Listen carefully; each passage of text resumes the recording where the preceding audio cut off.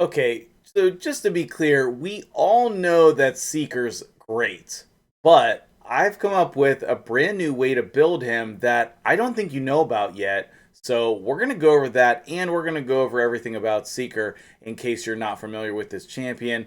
We're going to do a full breakdown as well. Super excited about this video with audio this time.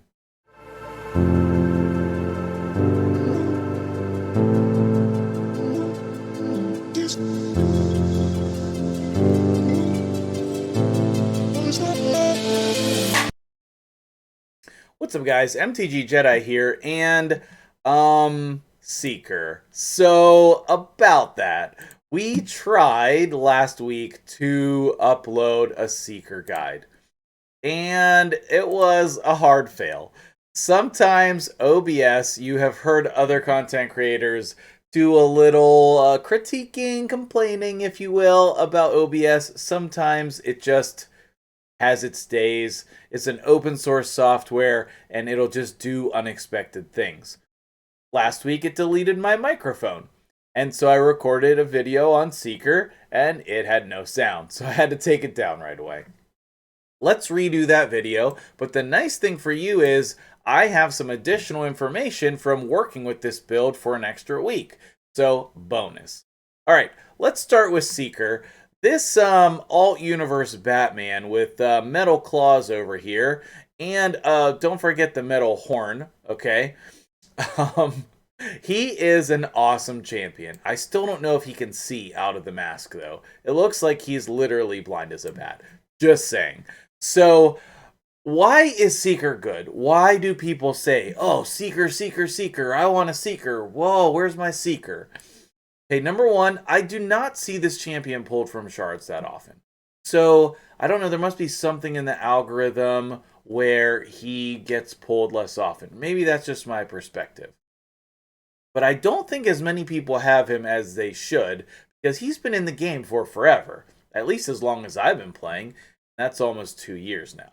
So, why is Seeker good? Number one, he has a useful aura. Increased defense in arena battles, and putting him as your lead is really beneficial because of his passive. Okay, the way that attacks work in this game is they go in order of where your champions are in the placement, and I'll go over that in a second. But basically, if you put him as your lead, then the hit is gonna hit him first, and then it's gonna transfer to everybody else and hit them as well. The reason why that's important is because then all of your other champions will get the increased defense buff for 2 turns as long as it's a critical hit. It also is going to heal him by 20%. So if he doesn't die, then he takes less damage. Okay. He has a sweet turn meter fill by 30% and an increased attack buff on all allies for 2 turns that also grants another turn. So he cycles through this so quickly. His A1 has a 50% chance to provoke, but it's a 2-hitter, so 50% twice is obviously more than 50%. And you're placing provoke there. So he has a lot of different uses in the game, okay? Number one, because of this A1 provoke, you can use him against the Magma Dragon. And a lot of people don't have good provoke champions for the Magma Dragon, so he's a good option. Number two, obviously we know him for his clan boss because he's in the most efficient clan boss team, in my opinion, which is the Bat Eater, 2 Man-Eaters, Painkeeper, Seeker, and then 1 damage-dealing champion. It puts your team at a 2-to-1 ratio, and I build these teams for viewers all the time, frequently on Twitch, sometimes off stream, but I have it built for myself. It's one of the very most best clan boss teams in my opinion, and it's not that difficult to achieve the speed builds. I would also like to mention that he is awesome in arena, and that's where we are going to be. That's where we're going to be looking at him today. So let's head over to my roster and take a look at my Seeker build. We're going to first start with Seeker build number 1, and this is my Clan Boss build, okay? If you're going to build him for Clan Boss, you want to build up his attack stat. That might seem strange because he's a defense-based champion, okay? But his damaging ability here is based on attack, okay?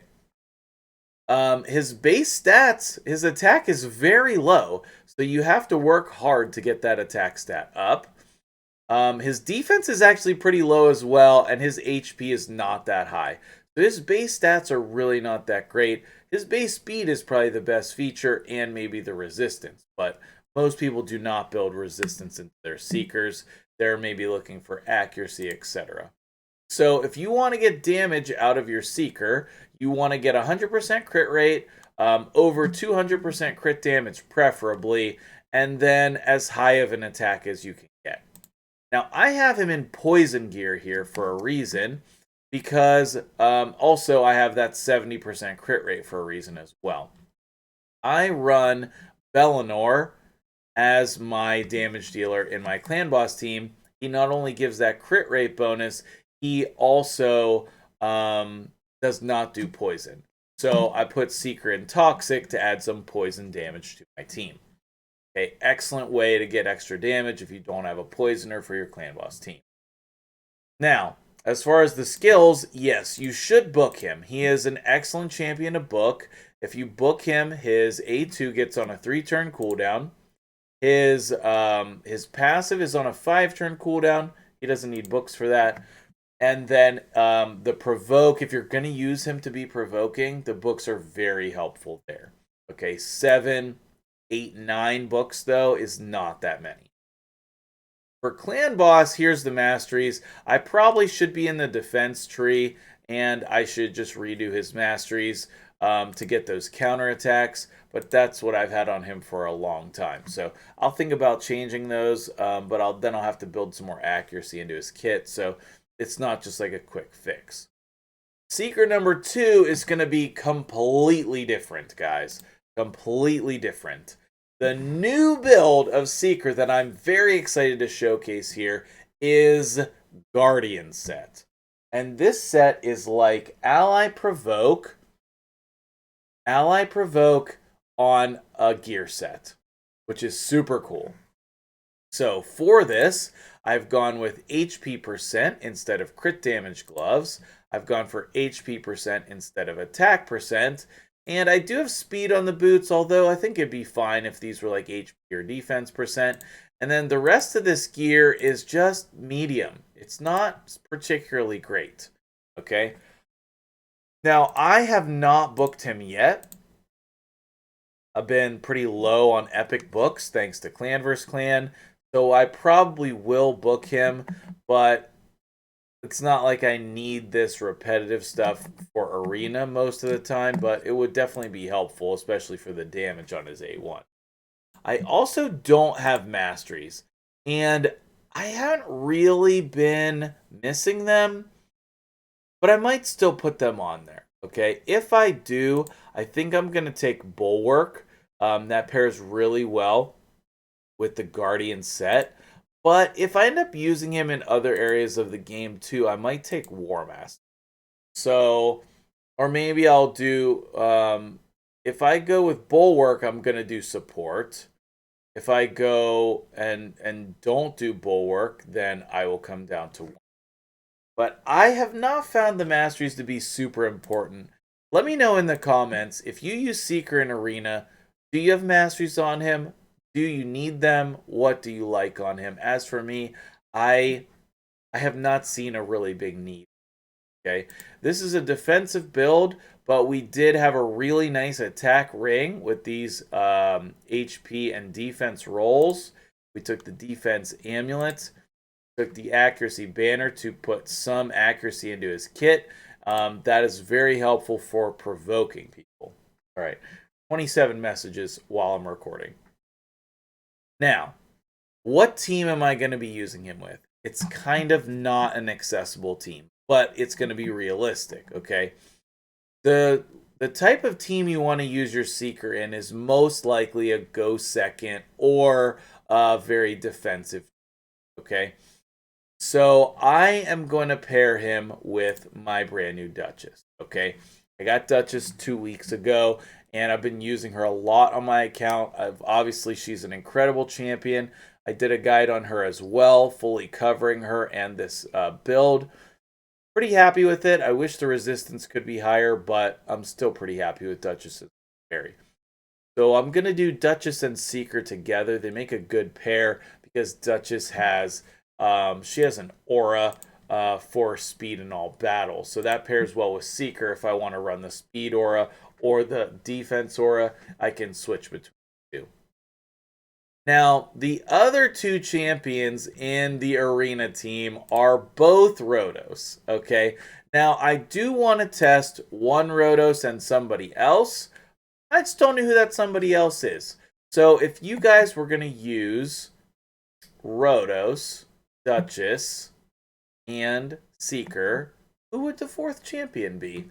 I have been liking the double Rotos. It's very grindy.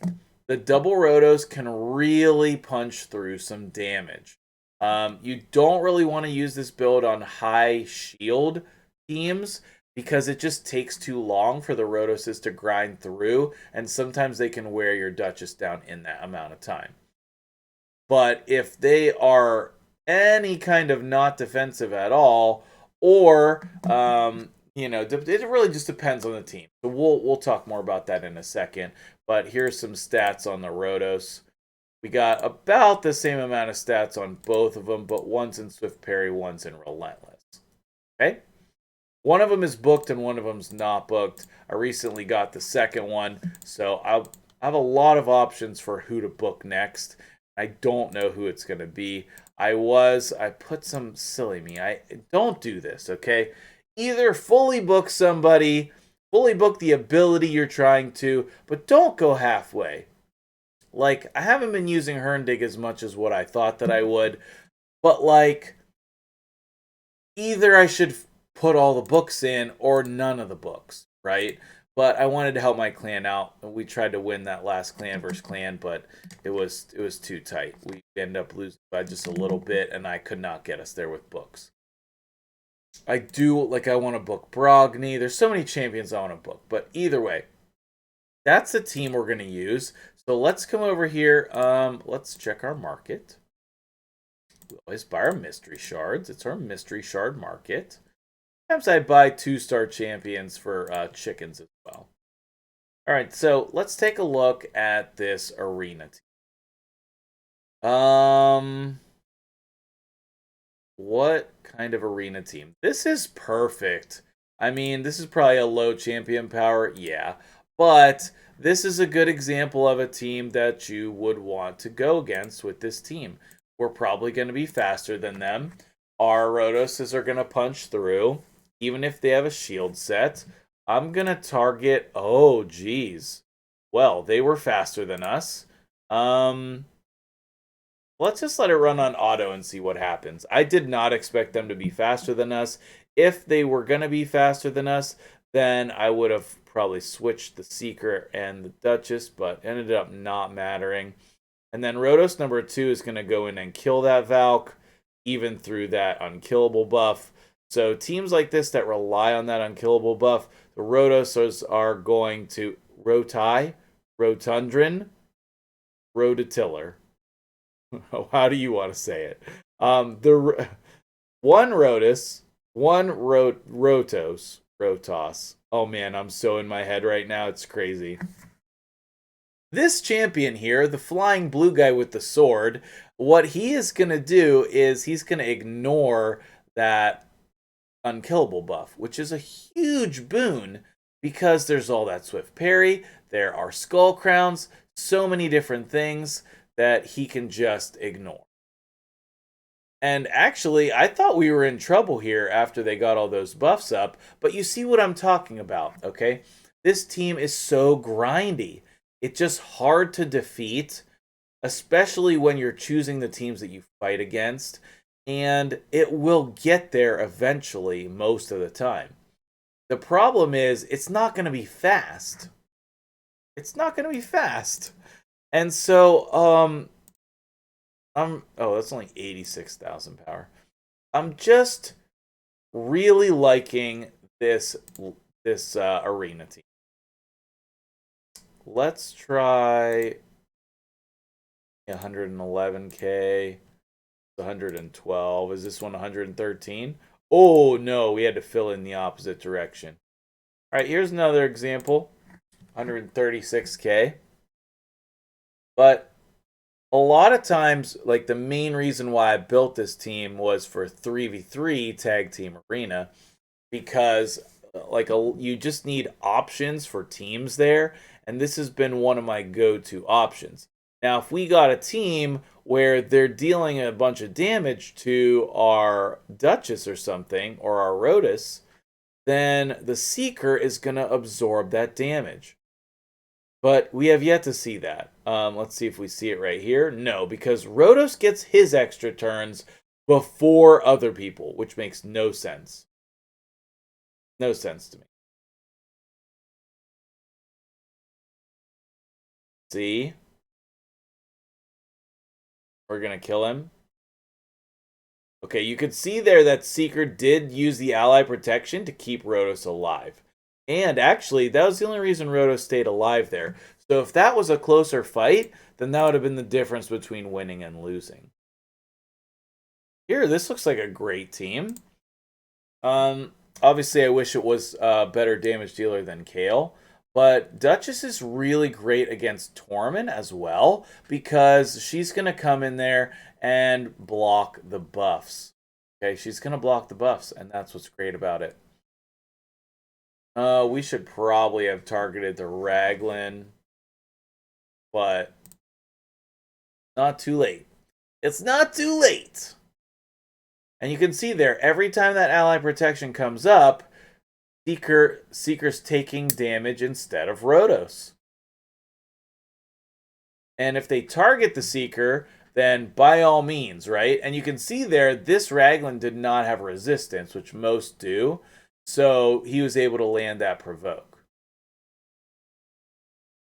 Either way, I really have been liking this team. As I said, it has a lot of uses. You're not going to use this as your main speed team to come in here and farm arena or anything, because you want your speed team to be faster than that. Like, those fights have been taking like a minute and a half or maybe a minute or 2 minutes, whereas this fight is going to take like 7 seconds. I'm sorry, 5 seconds. So it does make a big difference. And obviously, if you have a speed team, you want to use it. But this team, I've really been liking. Okay, most players would do Siphi in this spot and just put Seeker in the lead. But I don't have a Siphi. So if I ever get one, I do have the double Rhodos, and I can pair them very well together. What do you think, guys? Is this a viable strategy? Do you like it? What do you think about the Seeker build? Let me know in the comments below. I hope you've enjoyed this video. I am MTG Jedi, and I appreciate you watching. If you made it to this point in the video, consider subscribing. You know, all the things. Turn on the notification bell, hit the like button, drop me a comment. I love chatting with you guys in the comments on these videos, and I'm very thankful to all of my subscribers and viewers. Catch you guys in the next one, and cue the ending.